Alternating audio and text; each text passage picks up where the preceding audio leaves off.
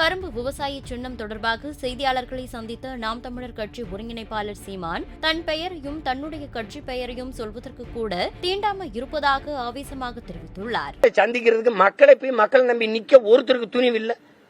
இன்னும் யாரு எந்த பக்கம் போறான்னே தெரியல. நோட்டு பேரன் சீட்டு பேரன். இதுக்கு முன்னாடி ஒருத்தர் இருந்தார், ஐயா விஜயகாந்த். அவர் 214 போட்டாரு பாராளுமன்றத்தில், 40 தொகுதியில் போட்டார். அதுக்கப்புறம் நான் தான். இதுக்கு முன்னாடி அம்மா ஜெயலலிதா போட்டாங்க. இவருக்கு 18, இவருக்கு 22, அவருக்கு 42, 38 விழுக்காடு இதர கட்சிகள். இதர கட்சி எவன்?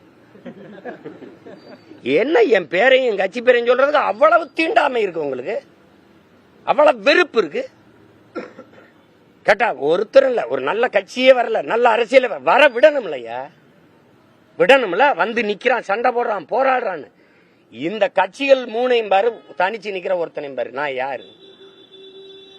அண்ணாமலையா கட்சி ஆரம்பிச்சிருந்தா அவர் ஒரு தடவை சொல்ல சொல்லுங்க. சீமா நிக்கிற இடத்துல நிக்க முடியுமான்னு கேளுங்க. அப்ப நீ ஆண் மகன் நில்லு, நிச்சிங்க சொல்லு பாப்போம். எடப்பாடி நிக்க சொல்லுங்க, இல்ல ஸ்டாலின் சொல்லுங்க பாப்போம். இது நான்.